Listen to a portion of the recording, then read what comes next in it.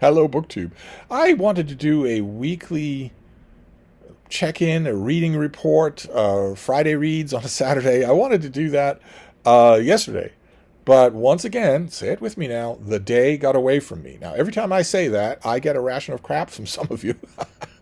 Because we joke with each other in my inbox, which is a lot of fun.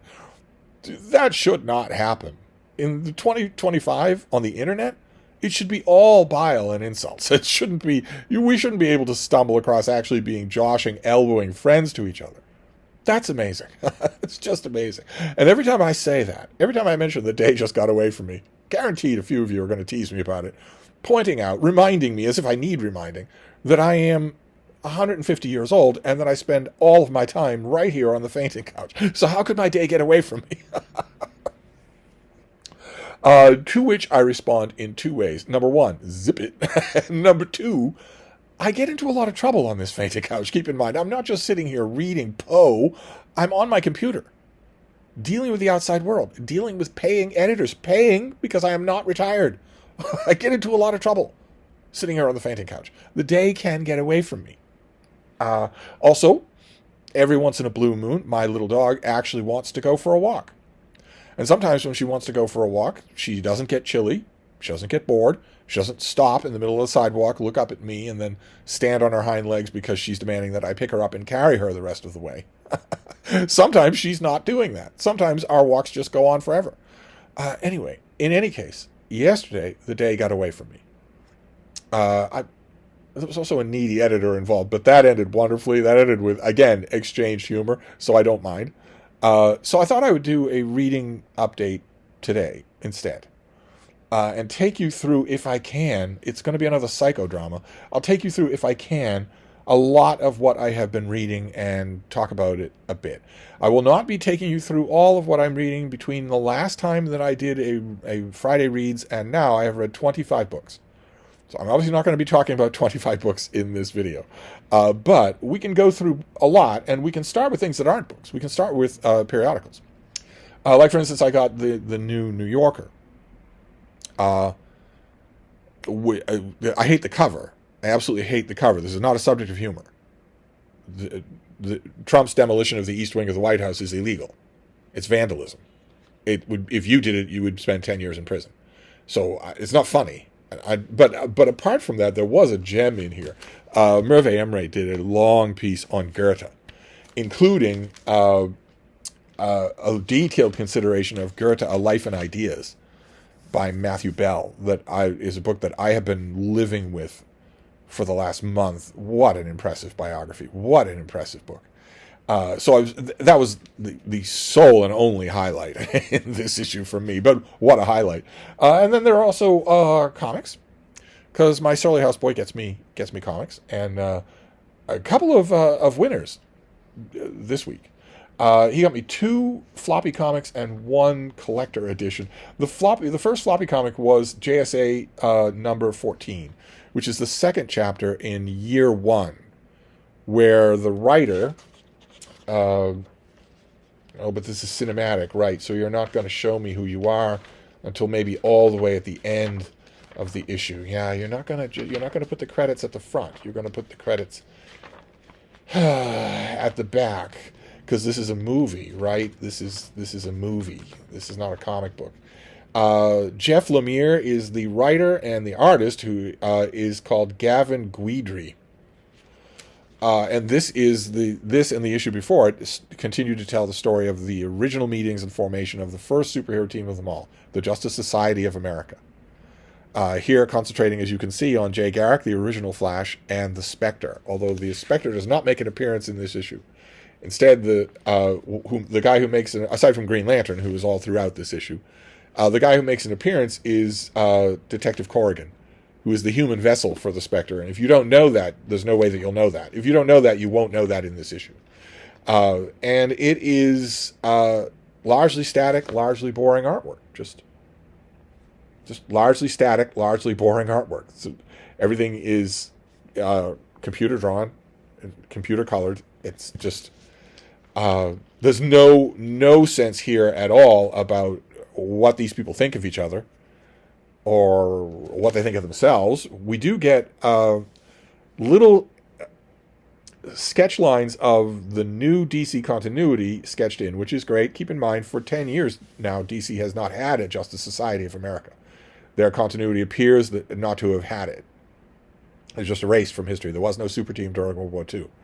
Now they do, so now it behooves them to figure out how that works and who was part of it and whatnot. I'm very happy to see that in these issues they seem to be hewing close to the most traditional lines of how that happens and the nature of these characters, which is terrific. That is terrific.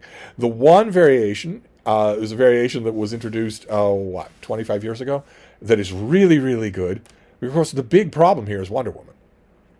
The actual big problem is Superman and Batman, who declined to be regular attending members of the JSA, but we're still out there fighting fifth columnists. Only not in DC's continuity. Superman and Batman were not around during World War II.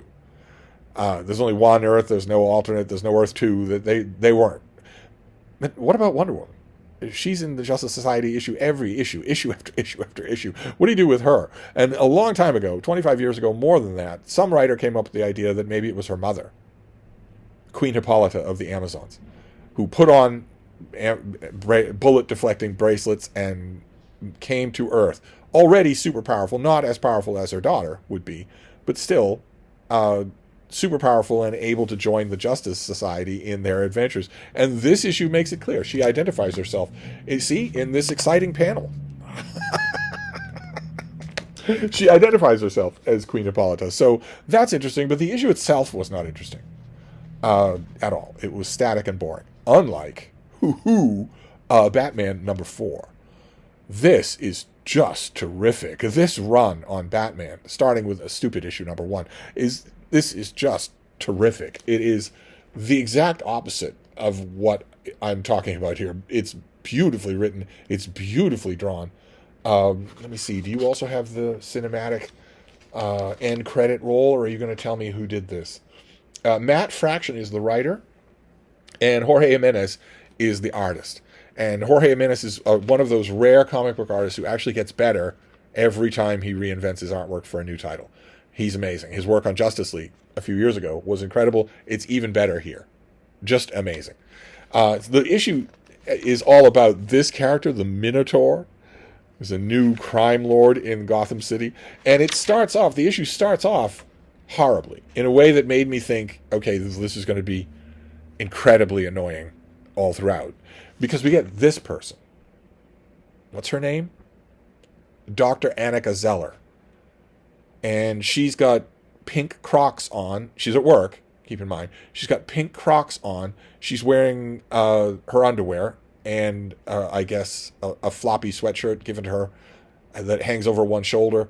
And she's so busy being a genius that she's incredibly rude to this person who comes to knock on her door, who happens to be Bruce Wayne, her boss.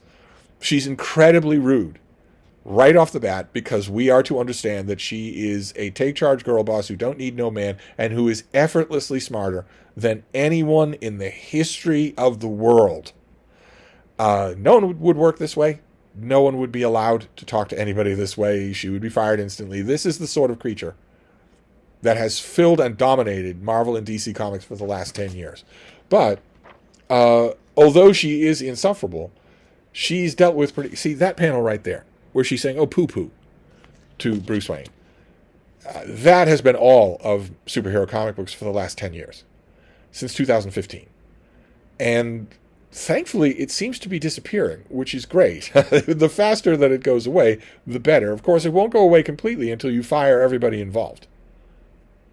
I'm pretty sure that would include Matt Fraction. It would certainly include Jorge Jimenez, and that would be a shame because he's a terrific artist. But you can't keep anyone who thinks that, who has pronouns in their bio, Ukraine flags in their bio, anything like that. You can't keep these people.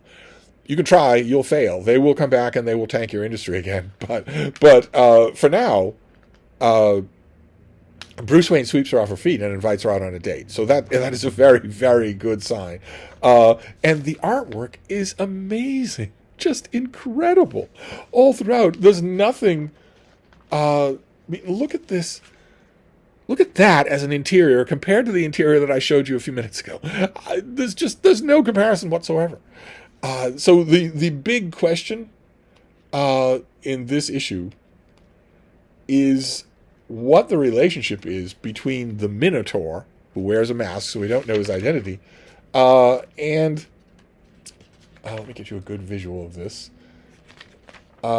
This man right there.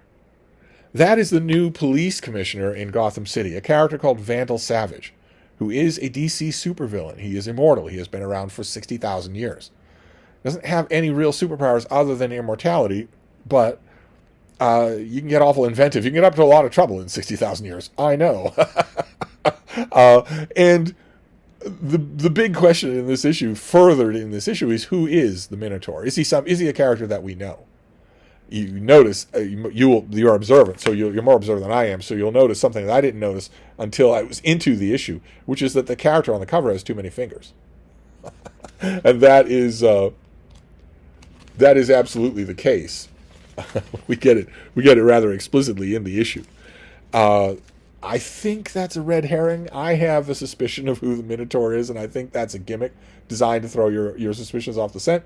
But who knows? One thing is for sure, I told my surly houseboy to get me Batman #1. They did a gimmick first issue here because Matt Fraction is a popular writer. Jorge Jimenez is a popular artist, so they thought, why not make a first issue? Utterly dumb to give Batman a first issue. But I asked my surly houseboy to get it anyway, just because it was of interest, and I was blown away by how good it was. And it has stayed that good. This is 4 issues now. So I am completely hooked on a monthly comic. Who knew? Who could have guessed? And then the other comic that I got is one of these facsimile reprints, only not of a normal issue. This is of a big collector's edition from the 1970s. I think. It had to be the 1970s. It just had to be. Yeah, 1975. This is Christmas with the superheroes, with a Nick Cardy cover there showing Superman carrying Santa's sleigh. You've got Batman and Wonder Woman, one of Michael K. Vaughan's horror comic guys, and then these two masked superheroes, Sandman and his teenage sidekick Sandy, in their leotards. And there's a classic, suburban Connecticut house at wintertime. There you've got them flying past the window with the tree and the wreath and all. This is an anthology. This is the exact same size that it was, and it has all of the extra bells and whistles that were in that anthology. You get the search a word and all of it. You get all the extras, and you get the anthology of comics that were out at the time. That were put in here. An older Superman title, an older Wonder Woman title, a Batman title, where he sings Christmas carols throughout the whole thing. It just the Gotham PD decides, you've worked hard and it's Christmas Eve. Why not sing Christmas carols with us? So they do. I was not expecting this. When I saw that, I just glanced at it in forthcoming comics, and I thought, "Ooh, I want that. Get it for me." But I was actually thinking of a different Christmas special that was not oversized. But I had a blast reading this thing, just a blast. So there you have magazines and comics, and now we can continue on because now we move on to books. I reread this thing. I read it originally. Oh God, long time ago. I think I reviewed it for the Christian Science Monitor. I loved it at the time, but the reread even stronger. This is the Penguin Book of Japanese Short Stories by Jay Rubin, who not only edits it but does a huge amount of the translating. This is in a very large degree the work of one man. Many authors, but one translator. And it's terrific. Now, I think, if I remember correctly, just glancing around online, I think that Penguin Classics actually made a Black Spine Penguin Classic paperback of this thing. Still just called it the Penguin Book of Japanese Short Stories. I would love to have that, but then again, I would love to have this at all. I had the advanced copy of this, and I had the finished copy of this. I don't have either one now. I don't have anything now. So I had the ebook, and I read that, but I would love to have the hardcover. Because I believe the hardcover was a Penguin Classic hardcover. Anyway, this is just a terrific, terrific anthology. Then we can move on to a BookTube Made Me Read It. This was something that came up on a BookTube channel, and I heard it, and that was all it took for me to go and reread it. This is John Ford's book, The Dragon Waiting, with the great 70s cover that is matched to my ebook. This is an incredible standalone fantasy novel. about vampires and mysterious supernatural forces in medieval England, mapped on a very accurate transcription of medieval England. It's an amazing fantasy novel. It is not part of a 10-part series. It is not anything like. It has a cliche title, but at least it doesn't have a super cliche title like the something of something and something, or the Dragon Rising or the Shadow Rising or anything Rising. At least that. But still, I wanted to know when I saw it. I think it was on iSamwise. I think iSamwise did a video on standalone fantasies, and I think that's what drove me to this. And I wanted to see whether or not it would survive a reread, and boy, oh boy, did it. Oh boy, did it. Then we have an entry in My Lonely, Solitary, Unannounced Incel Booktube event, Deadly December, where I am overdosing on murder mysteries. I'm reading murder mysteries all the time, at least one a day, more than that, in the month of December. And I remembered off the top of my head a murder mystery series that I read. There were slim little paperbacks. I read probably 6 of them. And they are the Wycliffe murder mysteries. They're set in England. They star Superintendent Wycliffe as he goes usually to very little hamlets and finds horrific murder mysteries. And I was going to read one that is, I think it's Wycliffe and the Whispering Sands or something like that, but that's like number 10 in the series. I wanted to go back to number 1, so I did. I went back to Wycliffe and the Three-Toed Pussy, where he goes to a small town where a grotesque series of events are unfolding, and he has to figure it out. And I liked it. It's a little bit staid, but I could see myself reading this whole series. 2025 has been a year for me reading whole series of things. It started out with Nero Wolfe. Then I moved on from there to Mike Hammer and to Lou Archer and Perry Mason, which is no small thing to read. I'm still not done with Perry Mason. But boy, oh boy, those are so much fun to just pop one down. And there's so much to them that you wouldn't ordinarily think of. There's so much to talk about with all of these series, except maybe Mike Hammer. Mike Hammer left a bad taste in my mouth. A lot of you are disappointed in that.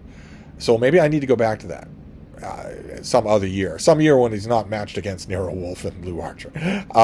And also a number of you are saying that while I'm doing this whole reading through a series of PIs, it's a little disappointing that I haven't lighted on Travis McGee.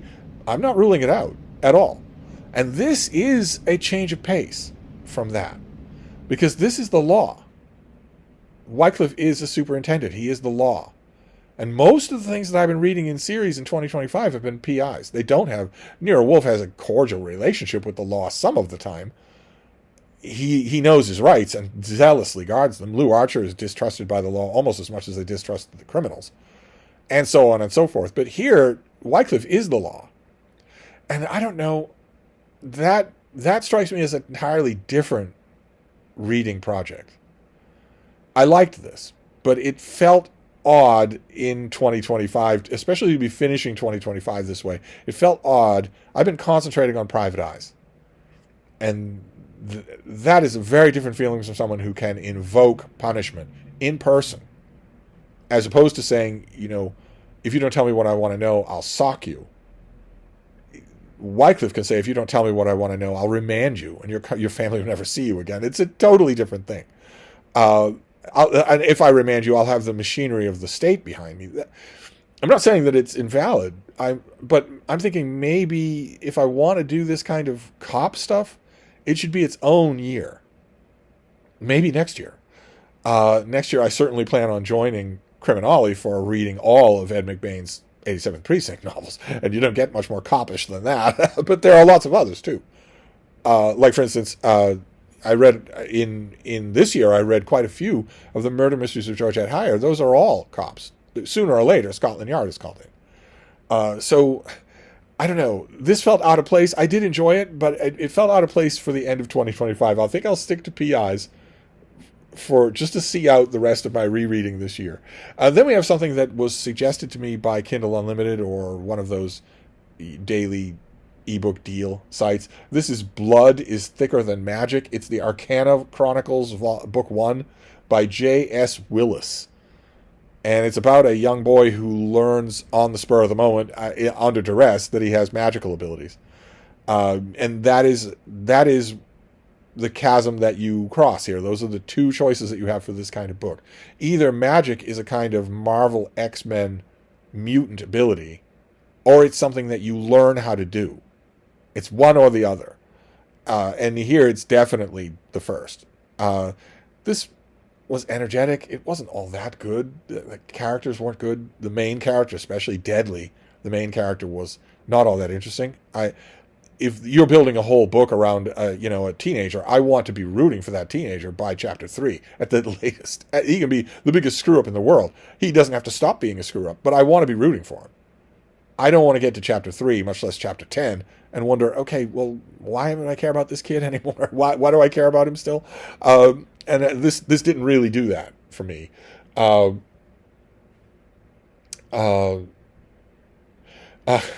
Okay, well, this next one is Johnny Come Lately, but nevertheless, it is a rare instance in 2025, very rare, where those of you who are new to my channel, first of all, remember the rules. Don't like the video, don't share it far and wide, and especially above all, don't subscribe. But if you're new to my channel, the remit that I set for my reading is the new releases in that calendar year, in the United States, in the 15 or 16 genres that interest me. Which means that when I run out of those books at the end, in the middle of December, when my year-end lists are going up, and all effort at evaluating the year's literature has largely died down. Some Johnny Come Latelys will show up later in December, but it's largely died down. Because I do that, I don't start reading the next year's books until that next year. I draw a hard fire break between the two. And only once in a blue moon does a book jump that. I thought in 2025 that there would be almost none. But I got to another one that I simply could not resist. This is Bevan Sewell. This is his book, John Foster Dulles, Apostle of American Empire, with this dumb cover. And I got this thing. Where's it here? I got this thing and just could not stop myself from reading it. So I did. So I read it. I blew through it. I didn't have a pencil. I didn't take any notes. I wasn't doing any ancillary research. I just read it for impressions. And my first impressions were very good. Of course, a great book has been written about John Foster Dulles, and 2 almost great books. But that doesn't bar anybody from writing about him again. I don't count this as an in-depth read. I will read this in-depth for sure in the new year. If I am reading books at all in the new year, I'll be reading this thing lovingly. But it did jump the fence. And in terms of what other books have we got? Oh, right, this thing, JSA Year 1, showing all of these archetypal DC heroes meeting for the first time, was a little bit unsatisfying for me, and that prompted me to go over to the graphic novels and pull this off the shelf. This is DC Universe Legacies by Len Wein, with artwork by, Joe Kubert, or Andy Kubert, the great Jerry Ordway, George Perez, a whole bunch of different artists in here. And this is the story of the DC Universe, of DC continuity, from its earliest days to, all the way to the future, to the Legion of Superheroes. There's Keith Giffen returning to the Legion of Superheroes, draw a decidedly sad sack Clark Kent, and taking you through all the major events of DC continuity that the writers want to stay true. Like, for instance, Crisis on Infinite Earths, where George Perez gets to redraw the event that he drew the first time, that was absolutely classic. The same thing is true when you come to that redrawing of your own classic comic. They got Dan Jurgens to come back in the issue that recounts Superman's fight with Doomsday. Dan Jurgens even reprises this stupid panel where he has Doomsday hold Superman by the legs and use him as a pincushion. This takes you through all those major events, and there is a through line. There are boys who are boys in the 1940s when we see the Justice Society of America. I don't know why they chose this cover for this dust jacket, when none of those characters are recognizable as DC superheroes to the normal public. But it starts when those two characters are boys, and it follows them all throughout their adulthood. as a new wave of superheroes appears. And it has Easter eggs and nods of affection of all kinds, because Len Wein was the real deal. He read comics for his whole life. So I went back to that, because that JSA year one was not pleasing me. I don't think I'm going to ask my Surly Houseboy to get the next installment. But in terms of new releases, I also reread this. I got the paperback of The Occasional Human Sacrifice by Carl Elliott, about medical experimentation. I thought this was a really thoughtful book, and I'm very happy to have the paperback, because I don't appear to have the advance copy or the hardcover. We saw them both on this channel. But I'm very happy to have the trade paperback, because I do want to have this. I really enjoyed it. And when it comes to 2025 new releases, I also reread this, Alison Weir's novel, The Cardinal, which is a novel about Cardinal Wolsey, who was a mentor to Henry VIII. He was a key advisor to Henry VII, but he was a mentor to Henry VIII. And his claim to fame, aside from getting an absolutely great monologue in Shakespeare, is that he tried to get Henry VIII a divorce from Catherine of Aragon, his rightful queen, and failed, and incurred Henry's wrath because of that. And if Cardinal Wolsey, in addition to being everything else, he was also Archbishop of York. And when he fell from the king's favor, he fled London and went to York, and was summoned back by Henry, rudely, and died on the way. He died on the way back. And if he hadn't done that, history would have a scenario where a king of England has a cardinal beheaded, which is unthinkable. And just, I'm as ugly as the whole thing is, and as ugly as it got, I'm actually grateful that it didn't happen that way. But this is a novel about Wolsey, and that means that it is toiling in a very dark shadow, a deep and long shadow, because Wolsey is a major character in Hilary Mantel's Wolf Hall, even though by the time the novel opens, he's dead. He is a father figure and a mentor figure in his turn to Hilary Mantel's Thomas Cromwell, and he's in so many scenes. He is so memorably drawn in Wolf Hall. And Wolf Hall is historical fiction for adults. It's not, and then this, and then that, and then the next thing. You very much have to be paying attention.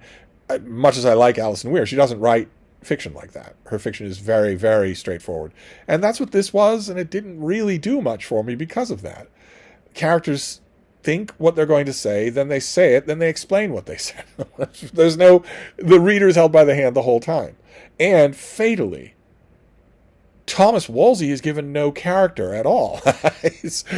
In Wolf Hall, he has a character, bemused, a little otherworldly, a little bit of a ecclesiastical bully, but human, thoroughly human enough to taunt people, human enough to despair and to be a little pessimistic. You definitely feel like you know him by the end of Wolf Hall, or would have known him if he'd been alive. The same thing is true in Robert Bolt's play, A Man for All Seasons. He might be repulsive, but he is knowable in that play. And of course, he's knowable in Shakespeare's Henry VIII. He is the best character in Shakespeare's Henry VIII. He gets the best lines. Here, fatally, you don't know him at all. You have no idea who he is.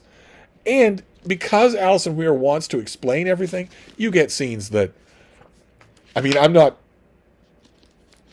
one of those people who's going to go through historical fiction and say, well, that didn't happen. Well, that didn't happen. I know that historical fiction is full of things that didn't happen. But historical fiction from a period this well chronicled shouldn't have things in it that couldn't have happened. That would have changed everything if they had happened. And there's a scene in here. I won't go through everything that I have marked here, but there's a scene in here where Wolsey entertains Henry and Catherine to supper.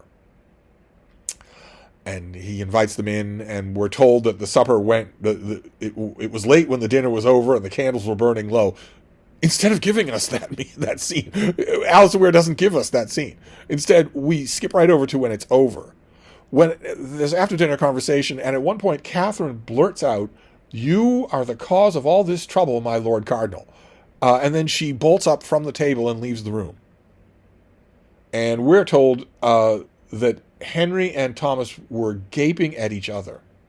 Then Cardinal Wolsey says to Henry is always called Harry in the book, and Wolsey is always called Tom. all throughout. He says, I must disabuse her of that, by your leave, Tom said, and hurried after her. He caught up with her in the moonlit gallery. Okay, Henry doesn't answer. Henry doesn't refuse. Henry doesn't insist on going with him. No, none of that happens. Instead, I'm sorry, Harry, but I gotta go. I seem to have offended her. Madam, I beg of you to hear me, he pleaded breathlessly. But, madam, I beg of you to hear me has pleaded breathlessly implied in it. If you trust your reader, you don't need to tell them that. You don't need to poke them at the elbow and say, see, he's pleading, he's breathless. But anyway, I did not seek this divorce. It is the king's will. I have no choice but to do as he bids me. If the Pope is not compliant, my very life will be at stake, and I dread to anticipate the consequences. In Alison Weir's telling, she is so desperate to make her Wolsey a sympathetic character that she has him actually say this to Queen Catherine. What he just said is treason. Henry would not only behead him, but would probably behead him personally if he'd overheard it. There's no possibility that Wolsey, the actual historical character, would even have thought of saying such a thing, or even thought such things.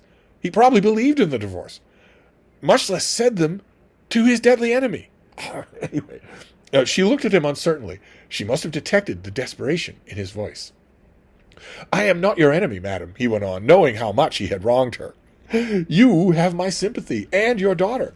If it were up to me, I would not be putting His Holiness to this impossible position. Keep in mind, Henry's in the next room. He's in the next room. Disrespect for the papacy is growing daily, and it worries me that this great matter will only make things worse. And if the king declares war on the emperor, believe me, it will happen in the next few weeks if his imperial majesty puts pressure on His Holiness. Your position will be even more precarious. I would not add wood to that fire, but Mistress Anne and her friends have undermined my influence with the king. He does not always listen to me these days, yet he needs me, for he knows if anyone can get him what he wants, I can. So my hands are tied. The book is full of moments like that, but that one really jumped out. There is no possibility in any multiverse universe version of this time period that Wolsey would ever have said anything like that out loud. I think that he thought it. He would never have thought it. But even if he had thought it, there's no way he'd ever have said it to anyone, even behind closed doors to Thomas Cromwell, much less to Catherine, knowing that at a moment's whim she could repeat it to Henry, who would believe. He would accuse Catherine of a lot, but he would never accuse her of lying, of simple lying. So he would believe her. I don't mean to go on and on about it. I can rant at Janet Wortman about it, but I gave this thing a second try, and it still has scenes like that in it. Anyway, let's move on.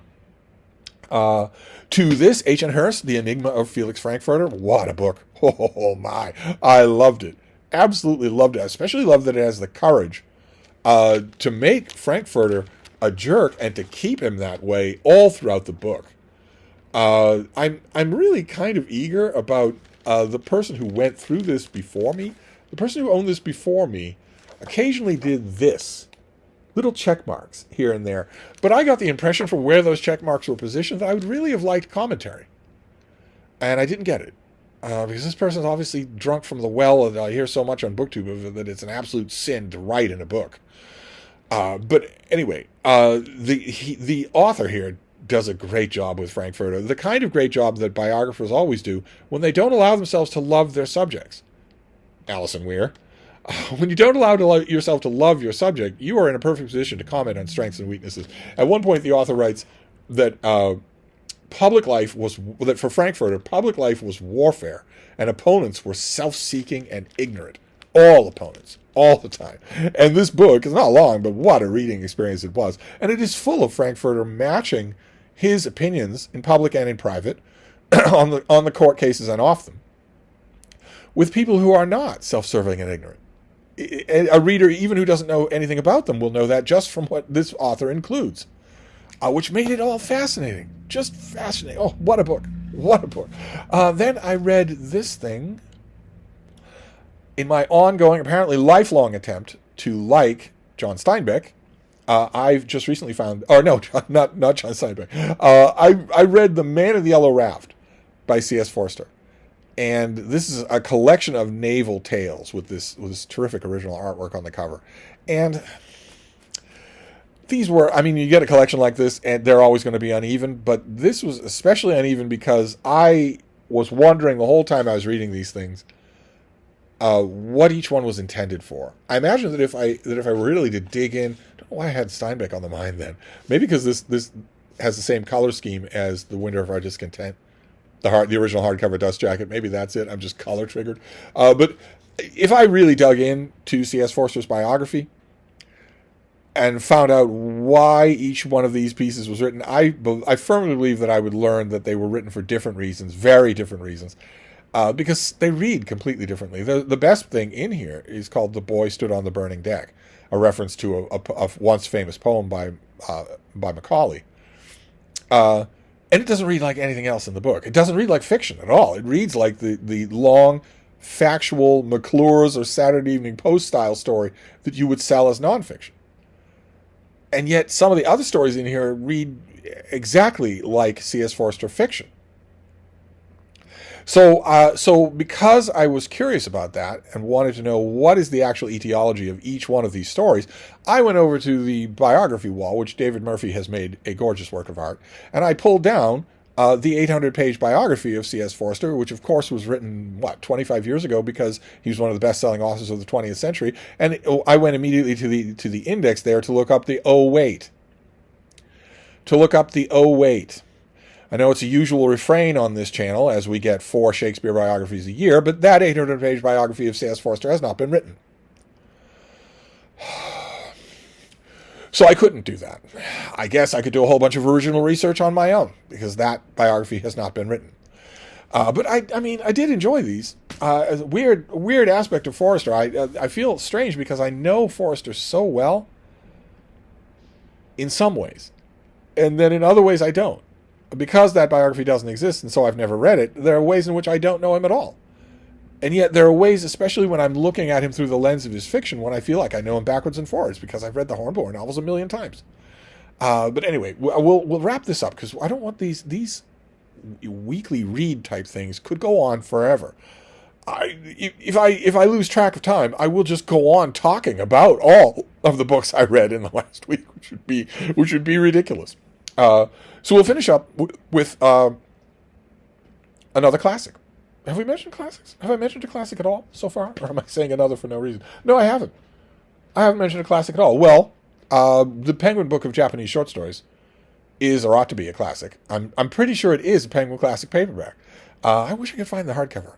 I will. I wish I hadn't got rid of the hardcover. But anyway, I reread for perhaps the 6th time The Bostonians by Henry James in this little Modern Library hardcover back when they came with numbers on them. This has an absolutely terrific introduction by a member of my own profession, Irving Howe. Irving Howe can be very bad. He can be very, very windy, very navel-gazing, but when he is good, he is really good, and his introduction here is really good. And the book, sooner or later, I am going to have to come to terms of some kind with Henry James. Sooner or later, that is going to have to happen. After all, I'm only 2 years away from being 30. And it's all downhill from there. I cannot wait forever. I have a select number of authors like this, Proust being among them, also Charles Dickens being among them. And Henry James is right up there. He's even worse because he's Bostonian. He's right up there of authors that sooner or later I am going to have to come to terms with them one way or another. I'm going to have to fix their wagon.